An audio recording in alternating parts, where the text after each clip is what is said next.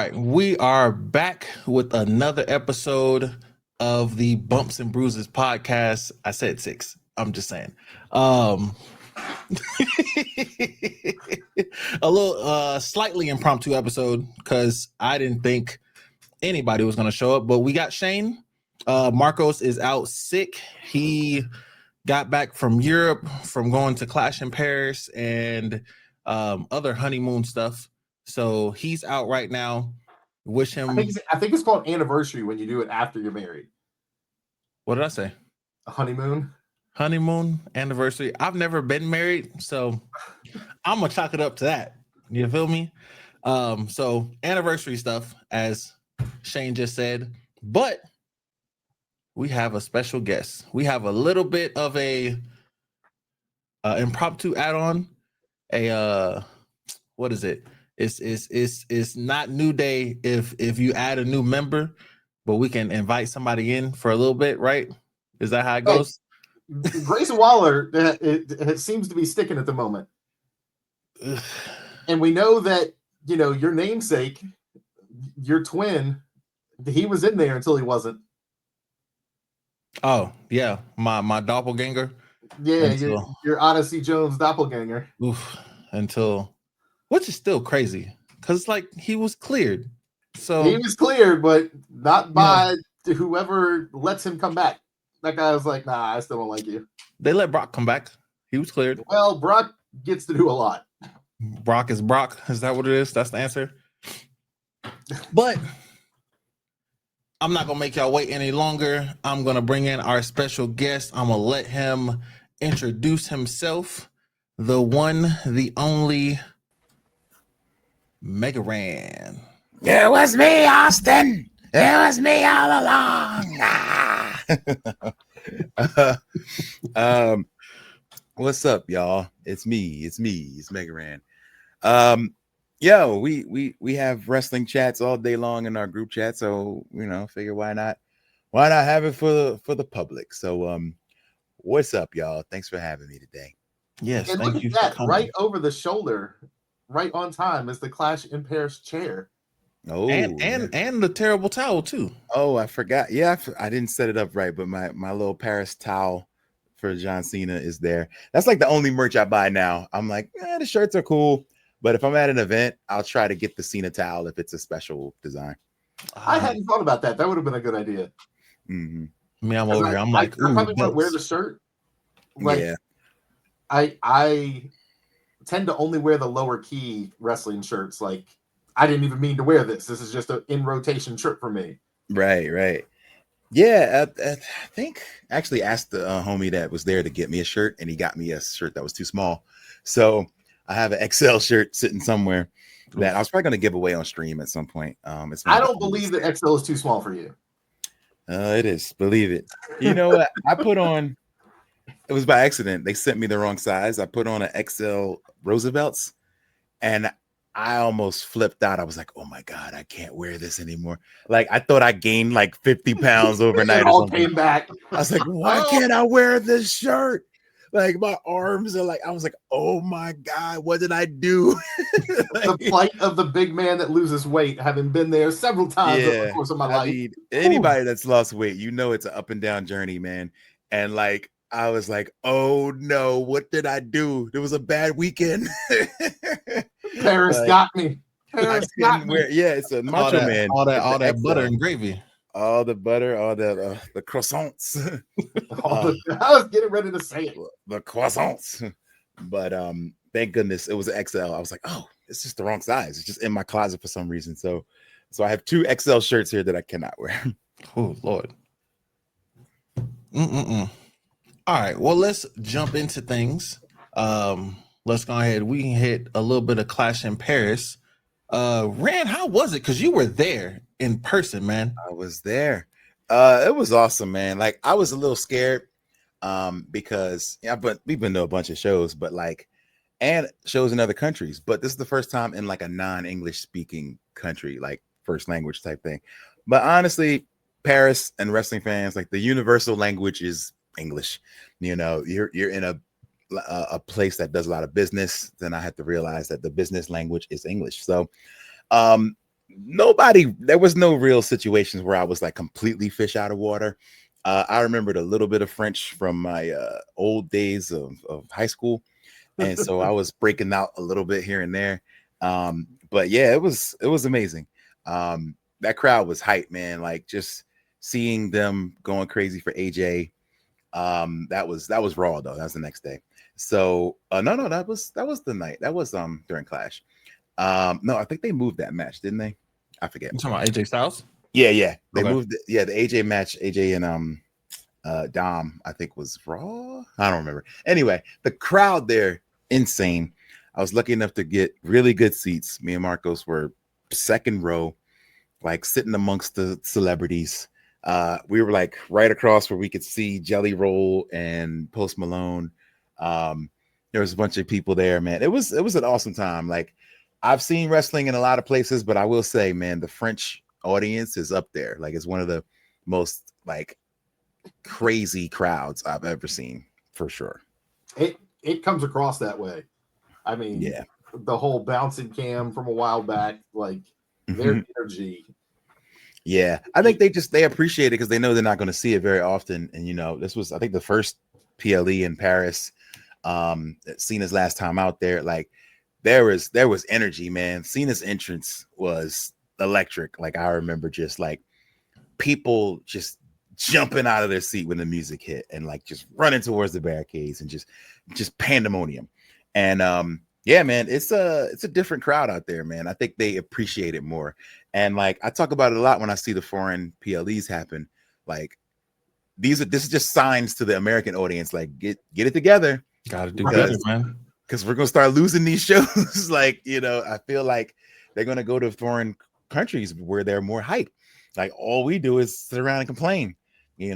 Granted, we have reason to complain. Ticket prices are insane, but yeah, these guys aren't complaining at all. So I think they're just going to keep getting more and more shows. I think it's just because they don't get them that often, so they're just grateful that they're there in general. Yeah, I absolutely think that's what it is. I mean, they're excited because they don't get it every day, and we get it all the time. You know what I mean? Not in Colorado. I get No. I knew it was coming. Yeah. Not in here. Still get shows more often than Paris, I believe. So still, but yeah, I get it though. Like it's you value it more if you don't see it every day. Facts. And you still have that fanaticism because it's just as accessible for them as it is for us. So they still have the love, and then to finally get that live taste just magnifies everything. Oh yeah, 100%. I feel like it's a little easier for them to get it now than it is for us. Like all they got to do is have Netflix. We need about 4 different sites. I did just sign up with Xfinity Comcast, so they're supposed to be one of the partners that I don't have to pay an extra on top of an extra. Oh, for the ESPN. I still don't know what I got to do to see it. Like I'll figure it out that day, and I hope it's not too late at that point. But I don't know what I got to do. I'm like, I got YouTube TV. Like, isn't that enough? Like, I don't know. It's just I switched from YouTube TV because they haven't struck the agreement yet. This is crazy, man. That's why I switched off of YouTube TV and everything. It's so funny, like the cut the cord and all these companies coming up. Well, we're going to give you better deals on cable. Everybody's at the same price now. Like even Xfinity is like the same price as YouTube TV and Hulu and all of that. I know. So nobody's giving you a deal. They all just jack the prices up. I want to repair the cord, man. I miss the cable boxes, man. Like seriously, it was so easy. Everything was right there. You didn't have to have 17 different apps to watch everything. This is true. Channel 18 was a Cartoon Network, man. Crazy, man. Or if you couldn't afford the pay-per-view, you just watch the Scramble channel, and you could figure it out every once in a while. You can at least hear it. Yeah. And I tell you what, before we jump too far into Clash, we did have a little other show that Derek and I were boots on the ground for. Oh, Dragon Con Wrestling. Yeah, we were at Dragon Con instead of Dragon Con Wrestling. Well, tell us about it. Who wrestled? What'd you see? So Pikachu wrestled, and and I Snorlax came out. I saw Jigglypuff wrestle with Ash. Nice. That's all I got. What you Snorlax got? did the slowest run-in the history of all wrestling Wow. because they had to cart him in because the guy couldn't walk in the costume. Oh my God. But then we did get an impromptu when the music hit, everyone knew what it was. And that Mac Militant as Teddy Long made his way out and gave us the impromptu little dance and then gave us a 3-way, no Undertaker, but he gave us a couple matches. And we got to see Michael Mosley wrestle 2 separate matches. Nice. Which obviously friend of the show, friend of the New Day. He is no knock on anyone else there. There's a lot of actual really good performers that people don't even realize. There's a guy named Slim J that helps run all of Dragon Con Wrestling that was signed with AEW for a while, was in Ring of Honor, absolutely can work. And Michael Mosley, who was a part of old TNA back in the day and almost got to that next level, but he puts on a great show, and Mosley on the mic is top tier worthy. So that was fun to see. And then we had a run-in by Jimmy Wang Yang. Oh yeah, who still looks phenomenal. Yes, he does. Wow. He had a run-in and hit a couple moves and made his way back to the back. That's awesome. Wait, I need to know what's Pikachu's like finisher? Like what did Pikachu do? Any special moves? Pikachu got sent back to the Pokeball. No, he hit something. He hit something. It's Did the he? move that every indie wrestler on the planet hits now. And I despise it these days. Oh no, the Destroyer? It was a destroyer. The Destroyer. Oh man. I saw a video the other day of somebody's grandma getting the ring and she hit a destroyer. Oh God. I hate the destroyer. Y'all have ruined it. Woods over here trying to make it look good when selling the fact that Penna has killed him. Man, the Destroyer is definitely overused. That and I don't know, probably the super kick. And then I guess the spear is coming up on one of the most overused moves in wrestling for sure. I feel like the spear and the super kick have like worked their way into being, they're not really finishing moves anymore. They're kind of setups. And the people that have them as finishers are the guys that when they hit, you're like, oh man, that looks like a finisher. Yeah. And there's nobody anymore. I mean, really since HBK that was hitting the sweet chin music, nobody's hitting that super kick in that same way, except for maybe the Usos every now and then. But now that's more of like the setup move. Yeah. Dolph used to hit a smooth one back in the day. Dolph? Yeah. Yeah. I feel like Dolph used to hit a smooth super kick. That was probably the beginning was he finishing matches with it? Maybe he was. Ooh. I don't know because he had the zigzag. He had the zigzag. So he might have been the first person to kind of use the super kick as the setup move. Mm-hmm. You know, because before that it was HBK as a finisher. But yeah, the super kick, I don't even mind a super kick if it looks good. But the Destroyer, yeah, like it's definitely overdone. It gets to be a little but that's not even my least favorite move. I know we're talking about this, but the Spanish Fly is my least favorite move. It's the most unrealistic thing ever. Like, and like when you look at it, like who did it hurt? Like who did let me just do a backflip. Yeah, like let me just do a backflip while I'm side hugging you. And it's like, wait, you both are gonna take a bump. Like, I'm gonna land fully on my guts, and you're gonna land on your back. I'm gonna take the back every single time. Right. It's right. It's like you just did a move to yourself. Like I look every time I see that happen, I'm like, wait, who did what here? But when those are hit clean, they look so good because they get that float. Yeah. When you get the guys that can really hit them, the float looks good. But the bump is a bump. It's like you just took a bad bump. Like you took the same bump of an F5 or worse. Right. And that goes back to the days of RVD always used to talk about the frog splash, and nobody sold the frog splash. And that was one of his big things. When he would land, he'd flip over and just hold his stomach and kick his feet. And everybody's like, why isn't he just pinning? Because it hurts. Like you I can love land that. your guts across somebody's chest. Yeah, I love that about his frog splash. Montez does a good one too, where he sells it a little bit too. Boy, He the gives a height little. that man gets Man, is he gets insane. Yes. I saw an interview, I think it was Bianca, saying that he wants to jump so high he goes out of the camera frame. Yeah, he wants to purposely get it so they can't follow him, and then he comes back in. Okay, that would be crazy. But yeah, so Dragon Con was a fun time, but that's that prevented our episodes from happening for a little minute there. Mm-hmm. Yes, but it did.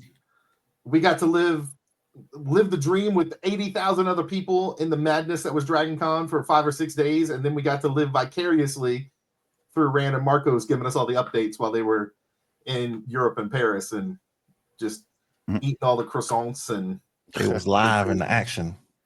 That was fun. I did miss Dragon Con. I wish I could have been there. I was able to live that through MC Chris's very detailed posts, luckily. Oh my goodness. So that's a whole other can of worms. I was able to get pretty much up to the minute of the entire weekend through the eyes of MC Chris, which is good if you're into that kind of, of that kind of openness, because there's a lot of information. Some might say too much information. I don't know who would say such a thing. I mean, who would say such a thing? And the good thing about socials, I mean, you can always keep scrolling. That's the good thing about socials. It's like, you can just keep moving. I would agree with that if the post didn't always start with the turnout on Friday was terrible. I only made $1,000, and that's the first line you see. And you're like, come on, dog! Like, you used to be cool. Don't tell me your money. Yeah, like I'm trying to imagine bringing it back to wrestling. Like, imagine if you saw a wrestler who was just like signing at a con, who just said that, like, "Yo, today was bad. I only made $1,000 in signatures. Blah blah blah. I took 10 pictures, and one guy came up and he wanted a picture, but he didn't have any money. But like the level of detail, and I'm like, I don't really see that in wrestlers, but I'm just imagining that being like kind of weird. It's funny you say that because I've seen that happen once. One time only. And it was a small little show. And actually, they used to run great shows. They were TNA affiliated for a while, and then they became like a WWE kind of like a breeding ground where they would try and pull some local talent from. But they were getting pretty big names, and the guy who ran it at the time was getting ready to leave and be a talent scout for WWE. Like, he was the ink was dry. Like, it was done. And then they announced that they were going to have at their next show that was going to be his very last that he was coordinating. He was passing the business on to his daughter, and they were going to have the Brothers of Destruction, Kane and Undertaker, coming just outside of Charlottesville, Virginia. And then he didn't pay the fee, and that promotion and that job all disappeared very quickly thereafter. Dang. As it came out of the woodwork, some people started popping up. I think X-Pac commented at one point that he also got stiffed on some payment. Another name popped up here and there. But at that last show, there was one person complaining about how much he was making. And I'll go ahead and say it, I probably shouldn't, but James Ellsworth was complaining to Shane Helms how much he was making. Shane said, "You're talking about this in the wrong place, man. There's still fans around." And I was like, "Hats off, sir. Hats off." See, Shane knows what's up. Yeah. Wow, that's crazy, dude. And it's not, like, it's just knowing where your bread is buttered and what's the important, like, when is the appropriate time to have that conversation. It's not when fans are around. You know what I mean? Go talk to somebody that can actually make a decision about that, Right. I saw that there's a thing with Matt Riddle going on right now. I don't know if y'all saw this. I've seen stuff floating around. he was on like TMZ because I was flipping through past TMZ, and TMZ has a wrestling podcast too because everybody has a wrestling podcast. See, I got some competition, and yeah, they were like Jelly Roll posted that it's his favorite podcast, and then like he commented under it. So anyway, they were talking to Matt Riddle, and he was like, "Yo, the guy said basically they booked the show for him on like a Saturday, and they were going to fly him in on Wednesday, and he was like, don't worry, if you come in Wednesday, I'll get you a charity show or like other appearances. You'll appear somewhere Thursday, you'll appear somewhere Friday, and then we'll do the show Saturday." He had no other appearances booked, so Matt Riddle no-showed the flight on Wednesday. Now, you had the Saturday show going on that you agreed to, but he was like, I'm not just going to sit in a hotel in I was in London, and he's like, I'm not going to sit in the hotel in the UK for 3 days spending money doing nothing when you didn't book me any other events. So he no-showed him. And then the guy was like, dude, this was for charity. And then he put up the big Matt Riddle no-shows a charity show. And Matt Riddle was like, I didn't even know it was for charity until I no-showed, you know. And he's like, yeah, man, it's just people just trying to get over on us and whatever. And so I was like, I'm about to say I don't really blame him, but I don't think you no-show a flight in that situation. You tell the guy, hey, I'm not getting on that plane. You need to change that ticket. You know what I mean? So Riddle claims that he did that. Riddle claims that he said, hey, I'm not coming on that day, but if you book me for later, I guess the show would have ended up being like Sunday morning US time. He's like, hey, if you get a later flight, I'll fly straight there, come straight from the airport and wrestle.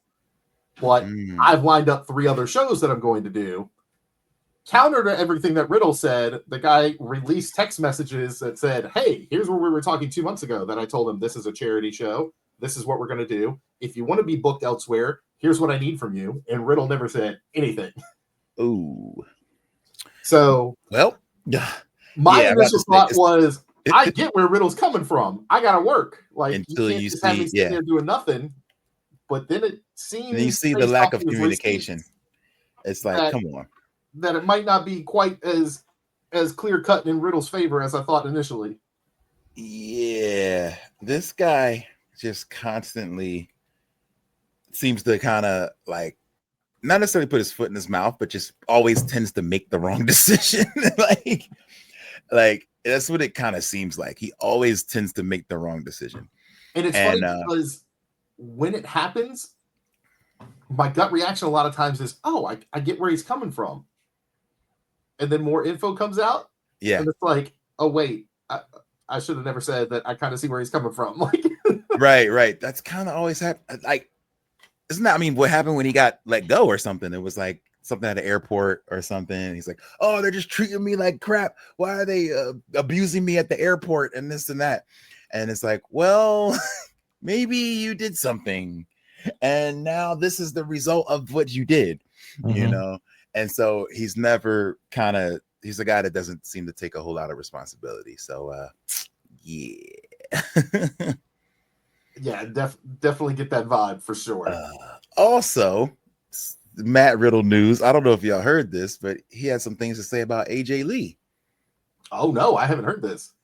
Oh, boy.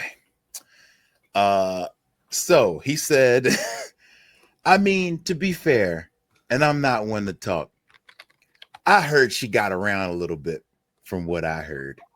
But hey, it's whatever. People like to hook up. It's cool. And I think CM Punk's kind of a creep for hanging around NXT. That's crazy. It's like, yo, who asked you for this? He's like, very, very weird. Very weird. Very weird. Oh, so this is all part of that same podcast. Was it the same one? Yeah, the TMZ podcast. Oh, okay. They asked him maybe about AJ Lee, and then he decided to say that I didn't see the whole thing. I just saw that clip. Decided to say that she got around. Like what?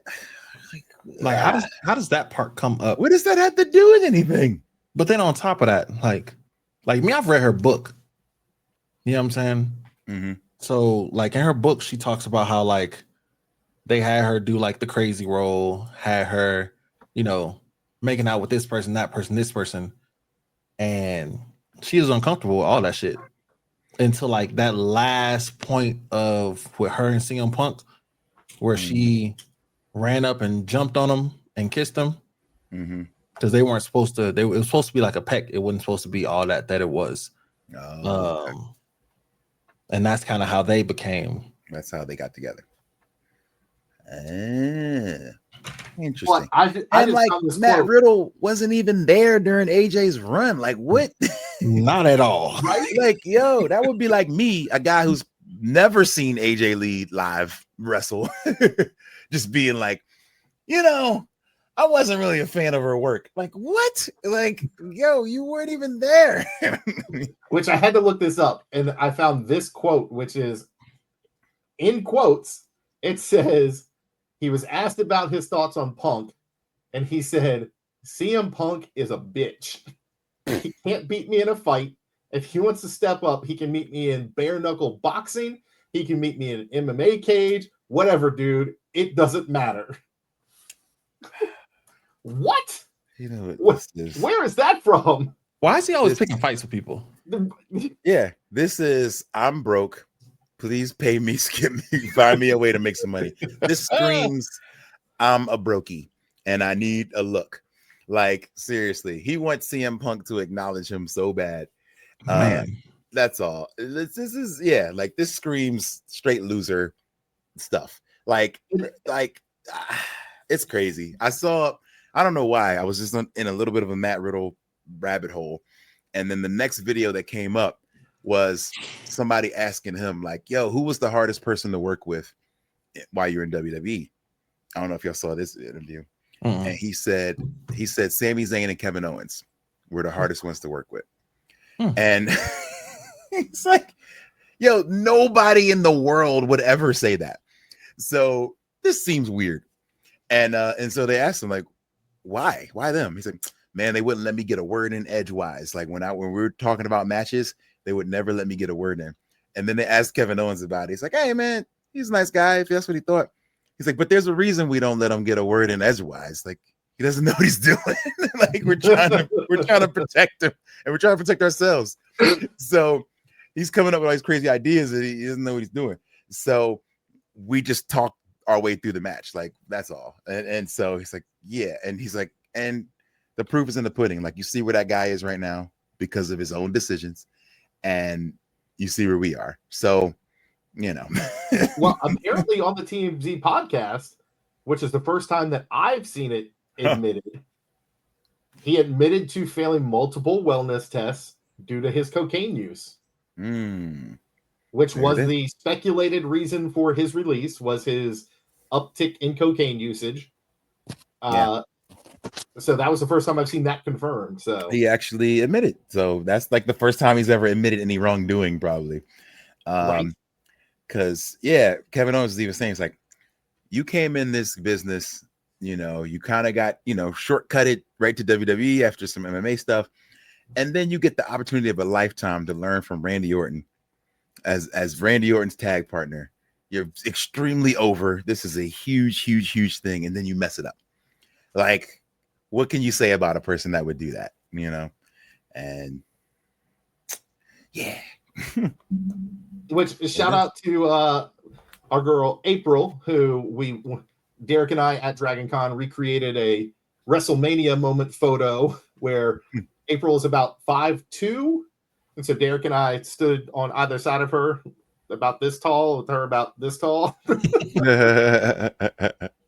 And she's like, this is to prove when I try to explain to people at home that my friends are giants. I was like, we're just normal size. And she's like, no, you're not normal size.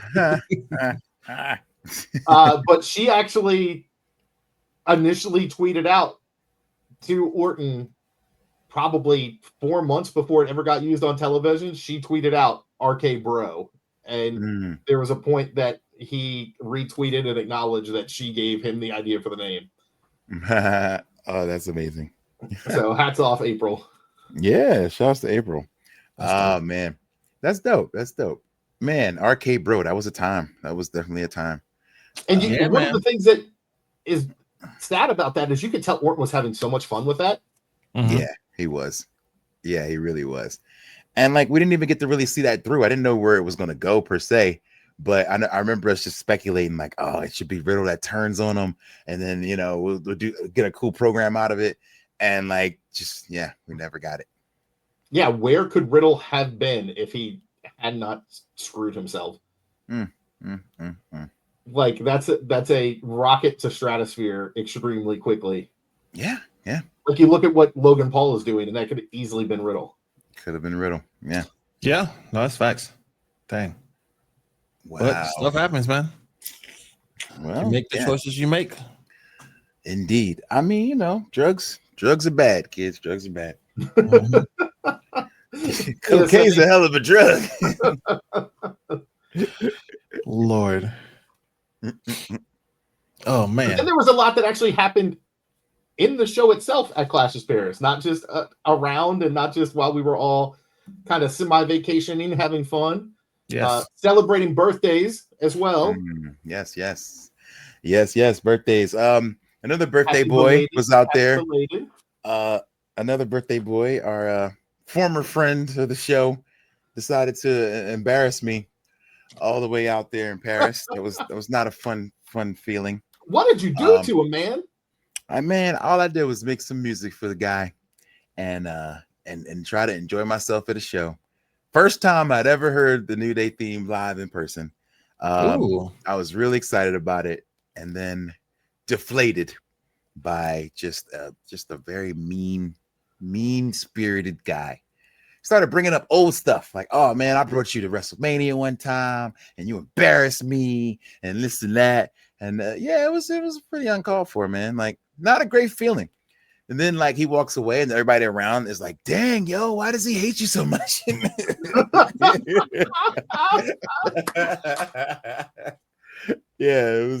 was not fun.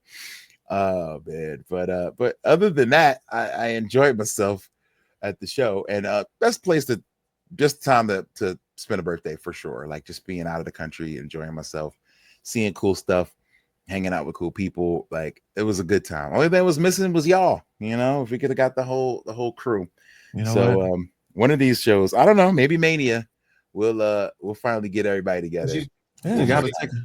Did you say Triple Mania? I said finally Mania. One of the Manias, I don't know. Triple Mania? Is that what I heard? Triple Mania. Well, that's a year from now. We have plenty of time to. What he said was WrestlePalooza. That's like what? One of these Manias. I don't know. One of these shows. Hopefully we'll get together again real soon. Got to do a group picture too, just not in the bathroom this time. Right. Not in the bathroom of the ECW. You got to explain that the ECW. Yeah, we need to make a pause, or we need to explain what's going on. Y'all know what I meant. The ECW fill in the blanks. has a historic bathroom. But that's so funny. I don't know. I get so much wrestling stuff on my thing. But speaking of ECW, Sandman was talking on Cardona's pod, and he was like, "Man, one day." Did he say it was in WCW or it must have been? Couldn't have been WWF. But he was like, Hacksaw Jim Duggan came to him and was like, yo, they want us to win the tag team titles together. Me and you, Sandman. And he was like, really? He's like, yeah. What do you think? If he's like, and Sandman's like, who's gonna do the work? He's like, that's the worst hot tag in the business. He's like, we're both slow. You know what I mean? He's like, yeah, I don't know about this, man. Like us as a tag team. He's like, well, we're just gonna both be on the apron somewhere. Like he's like, we're not really built for tag team wrestling. And so they never did it. That's hilarious. Sandman gave me probably my most memorable live event moment ever. With Corey, who's been on the show before in that group chat we mentioned. He and I were with a ton of friends at a random anime convention that he convinced me to go to, because back then I had aspirations of still making it to be a D1 football player and thought one day I'm going to come back. I'm still going to make it. So I go to this convention with him, and a bunch of people I haven't met before, like, we've got extra tickets to this ECW show that's a 10-minute train ride down the way. Do you want to go? I was like, yes, absolutely. Let's go. And it was standing room only. So I just parted the crowd, said, excuse me, walked right up to the front, stood at the guardrail, and Sandman eventually makes his entrance, comes over to me while he's still doing his entrance, pops 2 beers and hands me one and says, let's do it. And I was like, I don't drink. Wow. I didn't just go with the moment. I'm like, I don't drink. And he pours it all over me and says, now you do. After the match, he gets his kendo stick, comes over, and he's like, my bad, man, here, and hands me the kendo stick.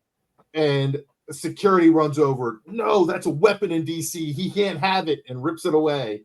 And Sandman's like, sorry, here's a beer. And I'm like, all right, I don't drink, though, and handed it to one of the guys standing next to us. And he's like, oh, and drinks with Sandman.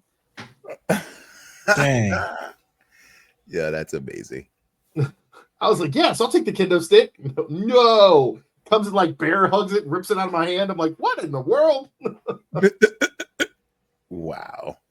I thought that was going to happen with our chair. That's so funny because we were carrying these chairs around. And dude, like nobody wanted these chairs. We could have taken 10 chairs out of there. Like it was crazy. Nobody wanted them. Look at his face. They were all traveling. Like, man, if I would have had some other, luckily we had 3 sets of hands. So me, Marcos, and Jack all grabbed 2. And yeah, if we had another pair of hands, we'd have just taken more. So no one wants them. We're in the celebrity row. These people don't care. You know what I mean? They don't. So they don't want that stuff. And so I do. We get outside and I was like, man, this is gonna be easy. Like I sold one at WrestleMania in like 2 seconds. So watch this. I go outside. I'm like, Jared for sale. Everybody's like, where am I gonna put that? Like I'm about to go get on a plane. Like I don't think so. So literally everybody that came to Paris was from somewhere else in Europe. And so they're like, no, I don't want this. I don't want this. And I'm just like, dang, okay, I guess we're carrying these. And so we have to go to the after party, the Mark Henry DJ set, and do a song there. And we're all carrying chairs. And I'm like, I don't know if they're gonna let us bring these into this club. And our friend's like, yeah, they don't do that out here. Like, no, if it won't fit in like a coat room, like that's a very big important thing, like the coat room.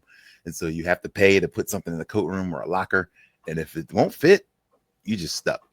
So we pull up and I'm like, I can sell it. Don't worry.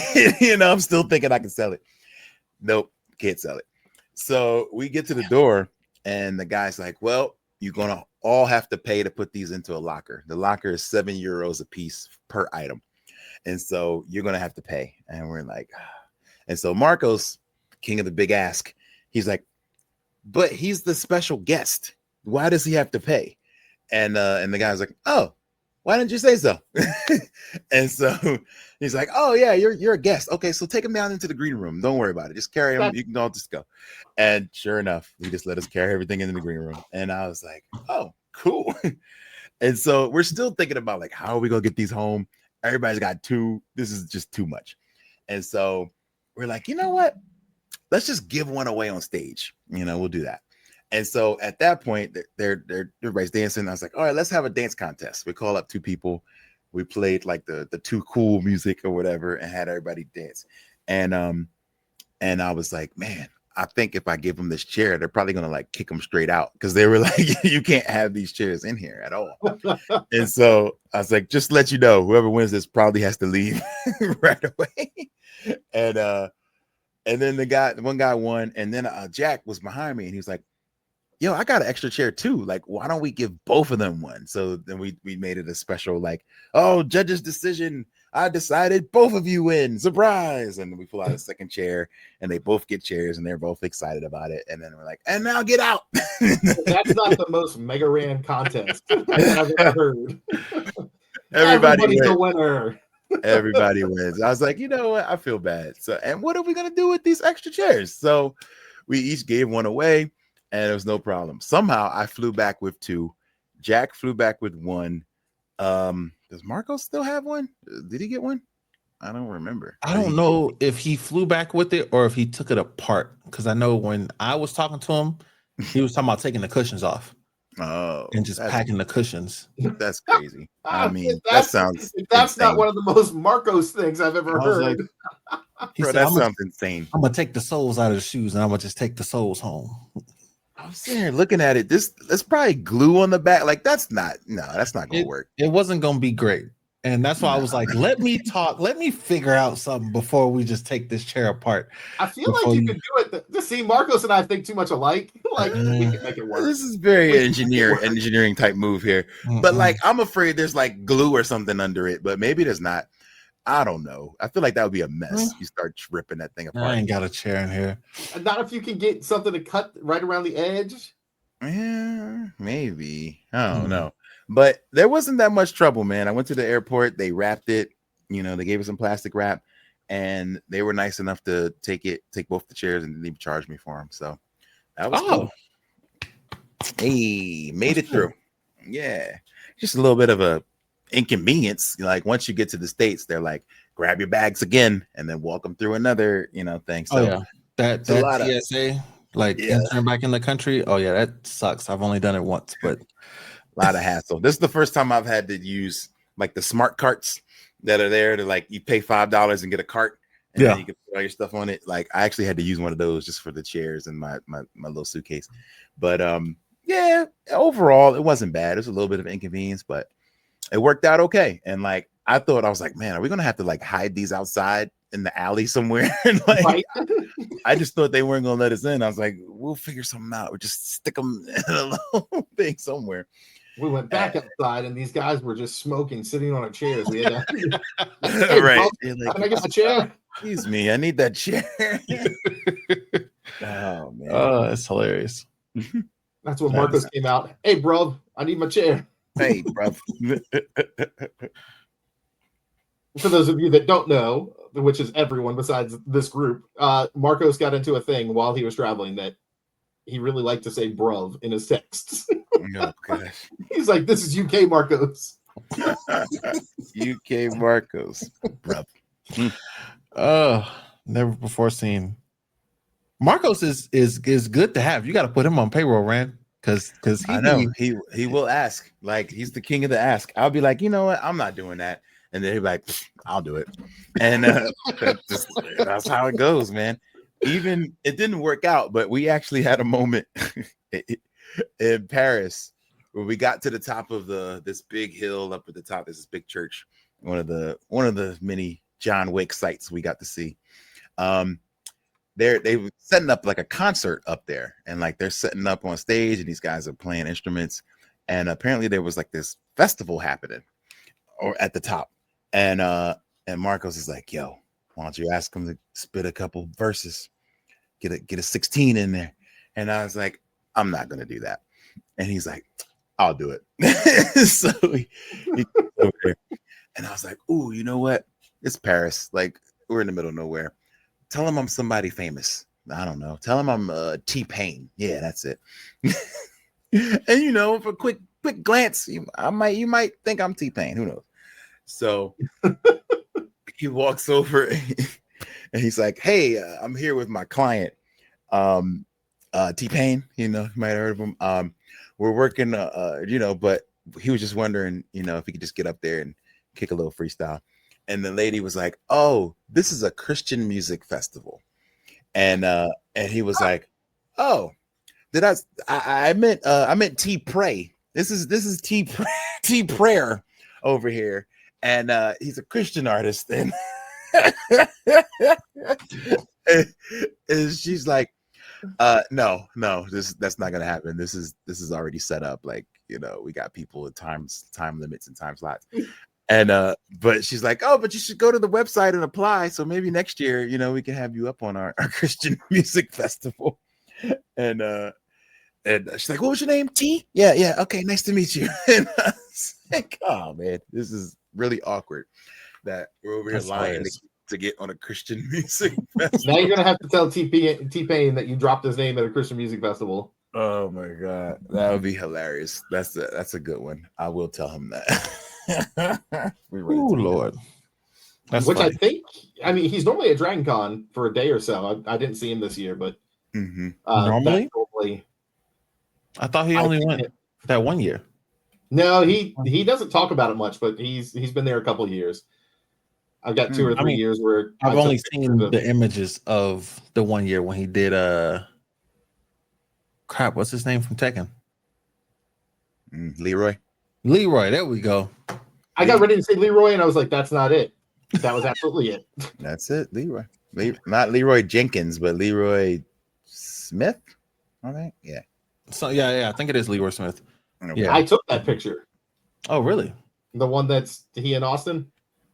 No, I didn't see that one. I just saw just him.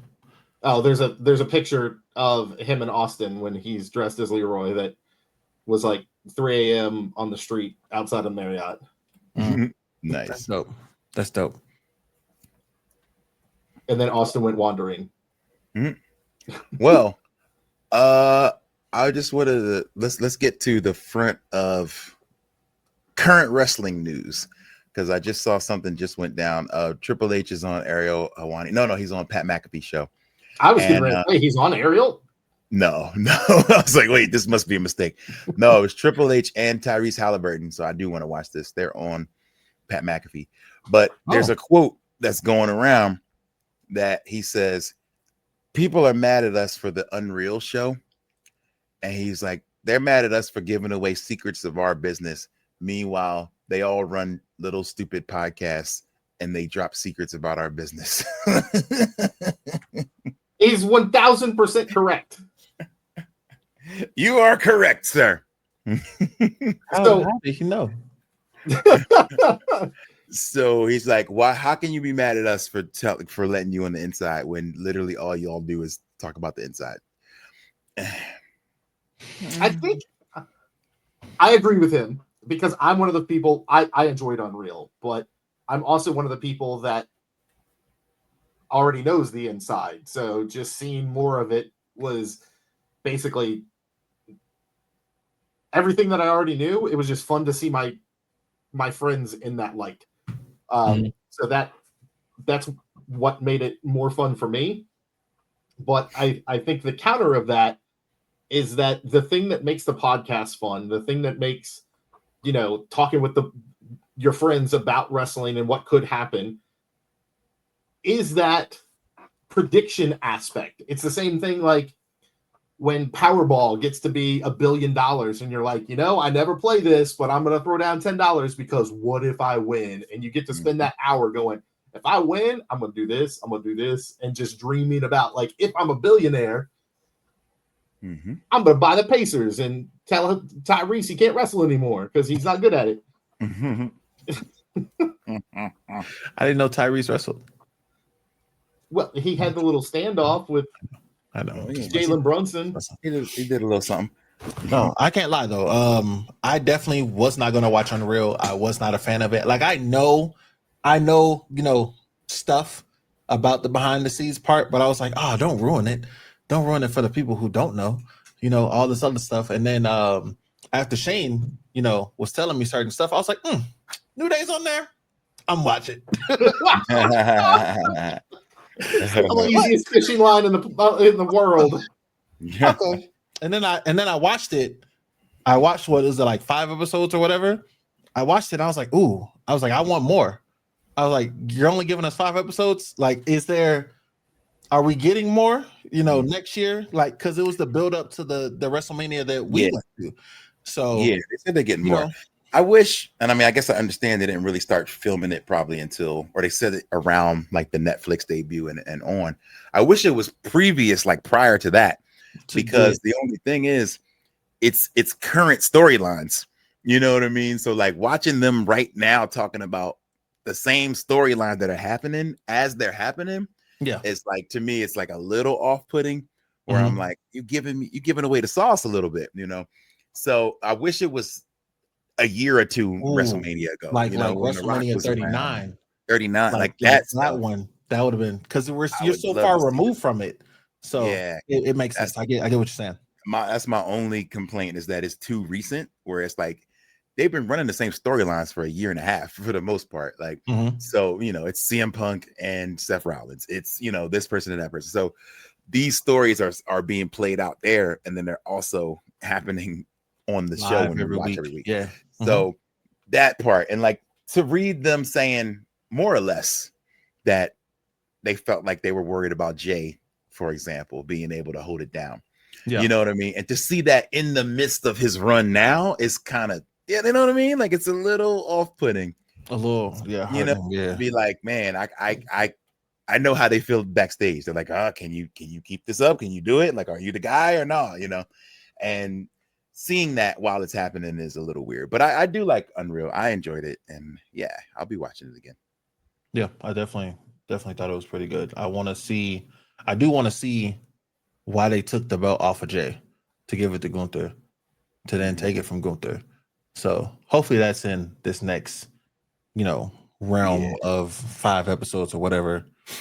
So well, I feel like, I mean, we kind of know the answer. It was for Goldberg, more or less, to get Goldberg his last run, but it didn't need to be for a belt. If Goldberg ain't winning, if he ain't winning the belt, then it didn't need to be for the belt. They had beef from Bad Blood. Yeah, no, you're right about that. It didn't. Yeah, they had the Kicked In storyline. That's true. It didn't have to be for the title. I think they just ran out of trust or faith in Jay for whatever reason. Yeah, as much as we all love Jay, how good was that title run? How good was a lot of people's title run? We've definitely. But we're not talking about a lot of people's. We're talking about Jay's. Listen, we can talk about Cody's. You want to talk about Cody's? You want to talk about that title? I mean, it was better than Jay's. I guess. Yeah, I think it was. It was better than Jay's at least. That's because Cody's a single wrestler. He's always been a singles wrestler. So I mean, that stamina, which is what Jay didn't really have. He's actually champion with Jay. Yeah, for like a hot second. Yeah, that's where he came from. His entire gimmick right now came from that one interview. Hot second. They was drunk. It came from it came from that vodka. Came from that Wheatley. That's what it came from that tour bus. Yeah, from that bus. But yeah, it's hard, man. I say it all the time. Like a face title run is very hard to keep interested in. It's really difficult. You know what I'm saying? Like the best thing that could be happening for Cody right now is being off TV. You know what I mean? Because it can't get boring if you ain't there.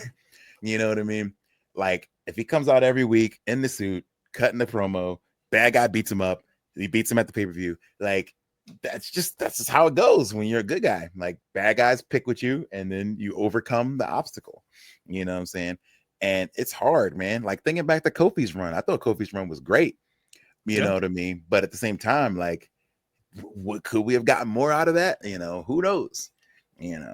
So I don't know, man. It's very hard. I think face title runs are really hard because the chase is what keeps people interested. For sure. And when good guys aren't chasing, they're not as interesting. I'm gonna say yes on that Kofi's title run. We could have got more off that.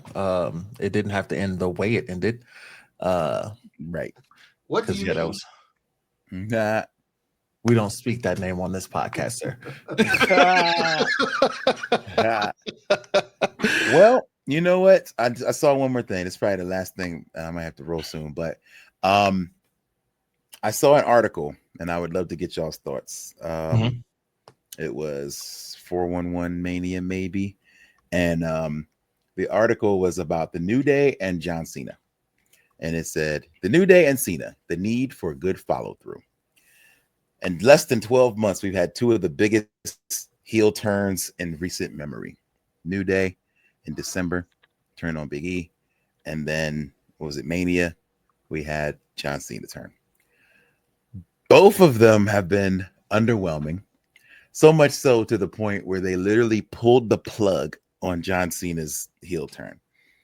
So the need for good creative and good follow through is so important. And he's basically saying in this article that, New Day's doing probably better work now than they've done in this new era with the whole like mourning and all that stuff. But the follow through was not there for the turn. Would you agree with that? 110%.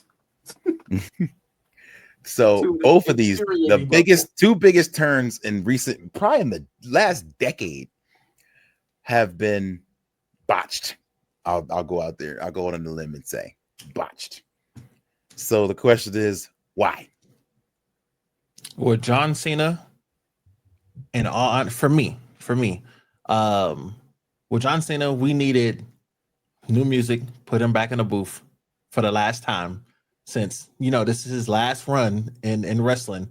Put him back in the booth, give us new music, and give him a actual heel turn him back into that Dr. Thugonomics, kind of like how he was a little ruthless. Like, he ain't got to come out rapping all the time and everything else, but give him that swag with his heel turn run. They just gave us John Cena that didn't care and was cool with hitting you with the belt and taking a win. So that switch up, for me, that switch up was terrible. I hated the switch up. I would rather him stay heel. I'd rather him have kept the title until right before he left, even if it was going back to Cody. Like, even though I didn't want Cody to have a belt. That's a big admit. That's me. As far as that goes. I feel like with the New Day, y'all making my boys look like some punks, man. Like, let them be a little ruthless. I feel like Austin, Xavier Woods, man, let that man be a savage. Let him be a savage, but let them still have a little bit of a goofy side to it. They already had the new music, because of this guy down here, so that was already the good change. The gear already changed up. Like, I think just the new attitude with both ends would have gave that a little better, because all they had to do was go terrorize people. That's it. Yeah. Dude, looking back, just not know. I mean, they made Big E such a big part of it that and didn't bring him back again. I just feel like things didn't maybe go how they maybe planned. Like, maybe the plan was for E to come back and be a part of this story, and then that didn't progress the way they thought. So now you got to pivot. You know what I'm saying? Letting them win the titles, it's almost like a trade-off. Like, all right, you're about to do something very heartbreaking to your man, but we're going to give you our title run for it. You know what I mean? And they get the title run, they get the win at Mania for the first time, and then like just nothing, and all the things they're saying about the tag division are true. They don't defend the titles. Like, tag wrestling has been forgotten. Like, it's all true, and I feel like that's what a good heel has to be, is they kind of speak the truth, in a way. So I don't know. I just found it very interesting that you had two of the biggest runs, heel turns. I won't go on a limb and say since Hogan with NWO. That's like the greatest maybe, but like very close. Like, as far as the shock value of both. I think they're the two biggest turns since Hogan, and I think that article nails it in the headline. It's the follow through. So, to all the speculation and everything, we don't know 100% the reason, but with Cody, it was The Rock. The Rock removing himself from that storyline for whatever the reason was. And for all intents and purposes, the reports are that The Rock removed himself. Killed that storyline so fast. And then you try and still put Travis Scott in there for some reason, when the only reason Travis Scott is there was because of The Rock. Because of The Rock. Now, you could have coherently brought that back together, since Travis Scott came out with Jay initially on that first Netflix show, but that would have, you would have needed to like flip Jay with that as well, right as he's skyrocketing to the largest he's ever been. So you couldn't really pivot to that either. Yeah, that would have been a tough pivot. I thought for a minute they were going to do that. I thought when what was that, Elimination Chamber, like Cody says, no, I'm not giving you my soul. I thought Jay was going to come out and be like, it's just me, Oos. And he would be Rock's champion. Like, and I think that could have been really interesting. Yeah.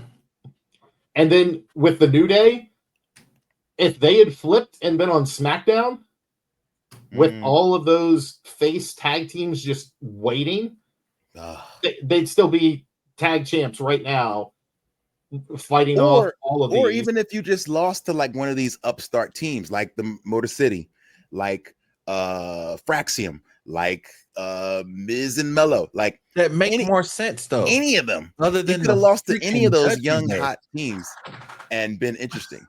Like, could you imagine the matches between Motor City Machine Guns and Austin and Kofi. Like, Oh,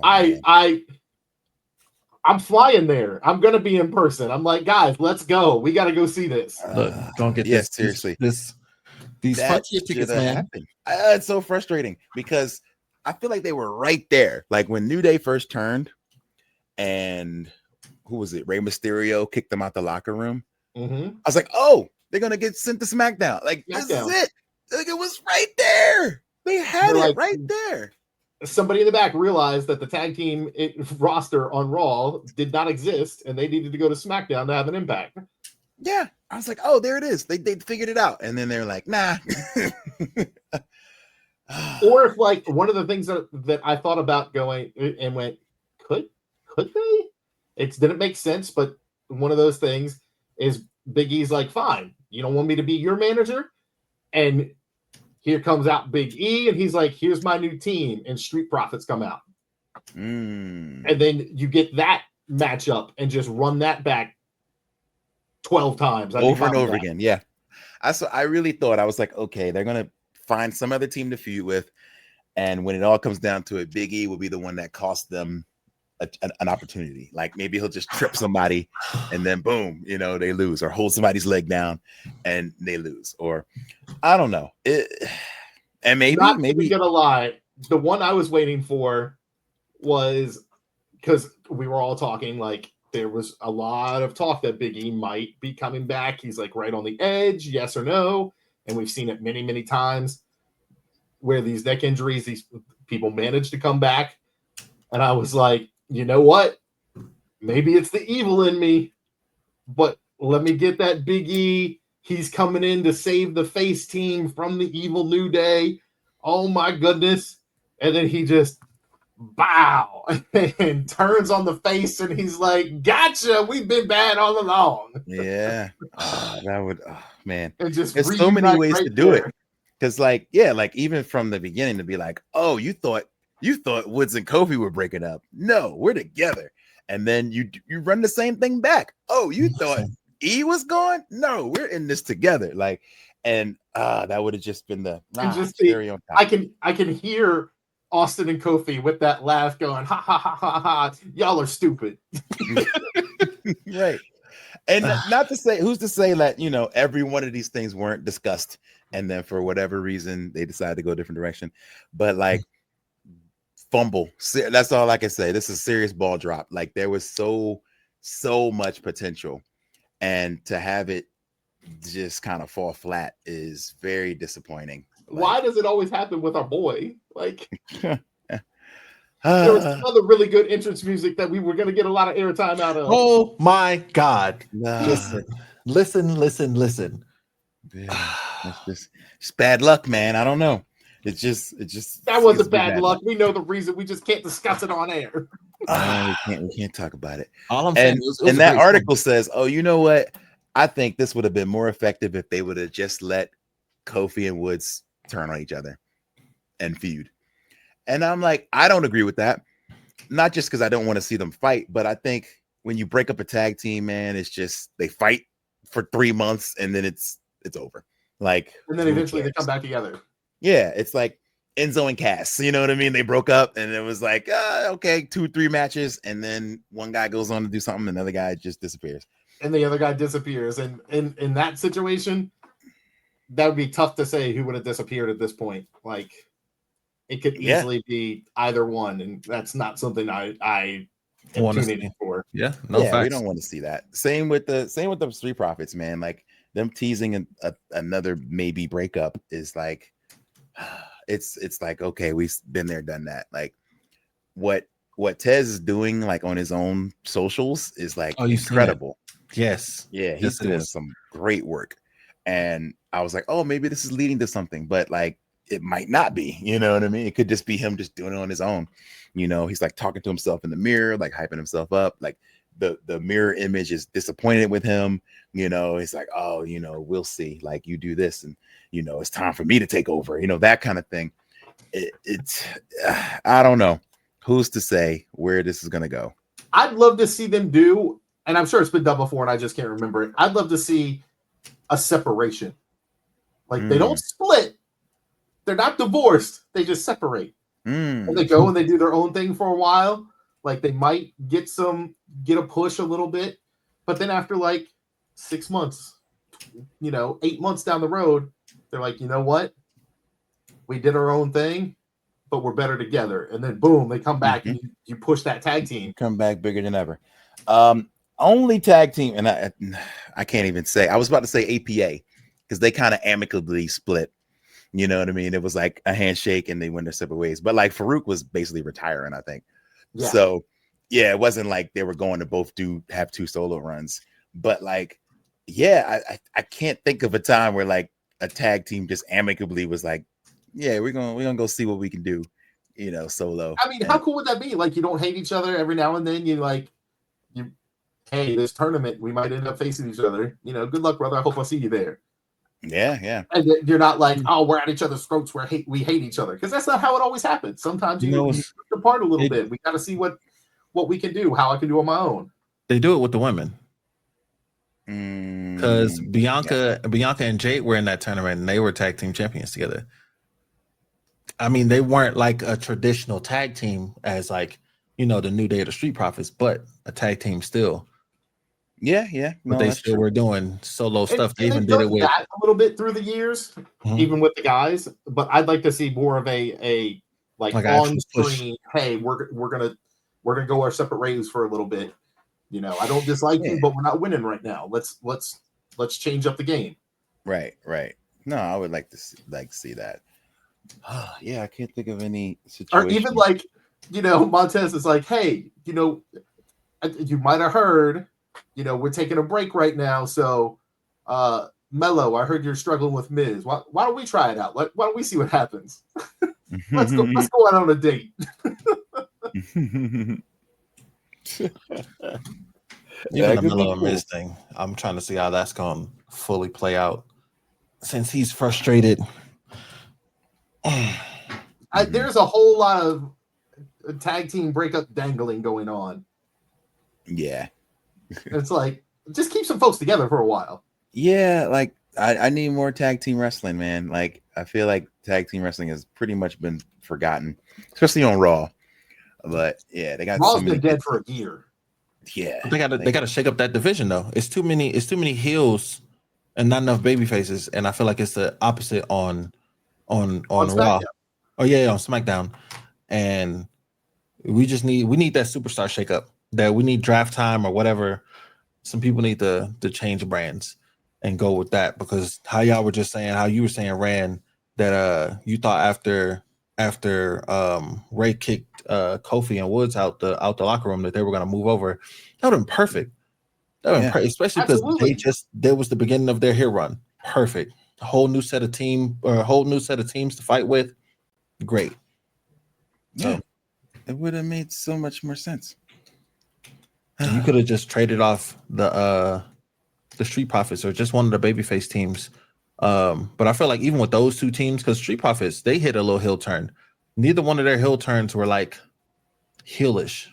It was just different than what they normally do. No solo cups, no pancakes, no jumping up and down, no dancing, stuff like that. But I feel like we need a true heel turn. Yeah. And that's not what we're getting. Yeah, they won't turn all the way. Like I just don't get it. Like they will not give them the full turn. It's like, I don't know. Which, before we close out, because this was another one of those ones where we had the idea, we talk about all that stuff, but y'all can watch it. Y'all can go check it out. They didn't seen it. You didn't seen it. But one that's pertinent, just last night, talking about heel turn, they're giving a little tease to Jay. Last night, yeah. LA Knight. Yeah. I like that. It's like, hey, let's band together. Let's all do our thing. And Jay's like, nah, we don't need you. And Jimmy's like, what are you doing? He's like, it's just us. Yeah. So it's like, now as a fan, you're like, well, you're a little torn. You're like, well, I like to see the brothers together, but wait, are we getting a heel turn? Are we getting a little bit of attitude from Jay? Like, I think I like it. I like it a lot, actually. I do too. And I like that Roman vibe. Which that's exactly what Jimmy said. Jimmy said, you sounded a little Roman right now. And he said, is that a bad thing? I mean, but look at what happened. He didn't listen to Roman in Paris or leading up to Paris. And how did Paris turn out for Jay in the end? Yep. And I liked his shirt last night, which was Monjay Night Raw. Yeah, hilarious. Yeah, that was good. Hilarious. But lots more to come. We're getting back to having a semi-regular schedule.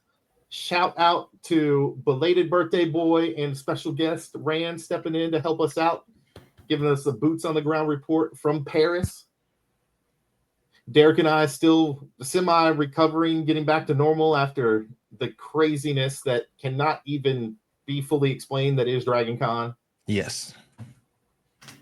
That's where we need to get everyone back to. Like, I'd love to go to Paris, but give me Rand, give me Austin back at Dragon Con next year, and I'll be a happy boy. We got to drag Marcos there too. He ain't never been, man. Oh, that's right. Marcos is going to be posted up in the corner on the stairs, like just 4 minutes after we get him in the room.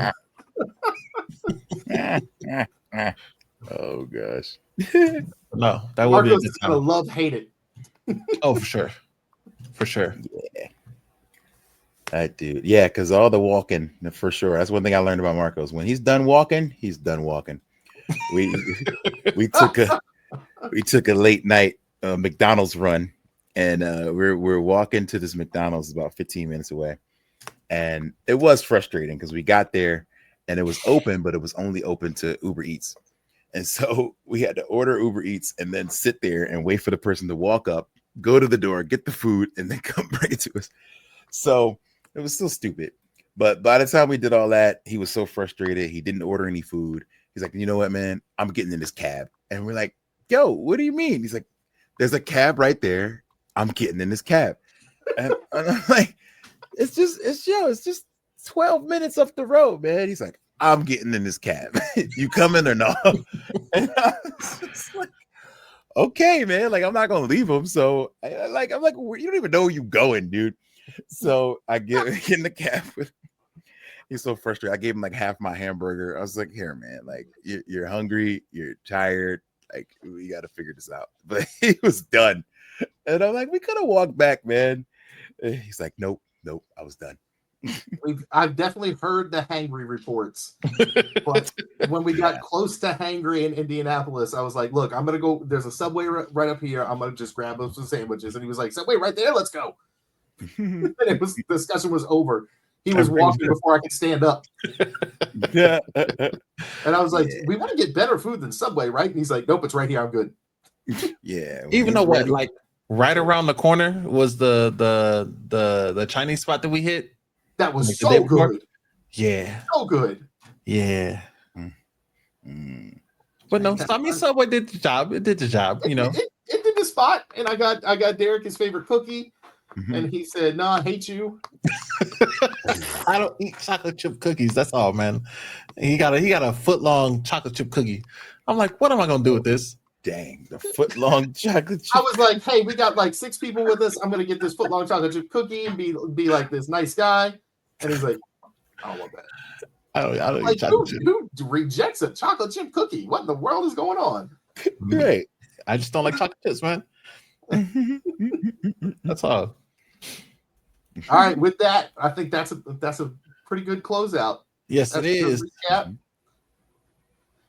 Derek, you got any parting words? Click like, subscribe, all that stuff. Leave a comment.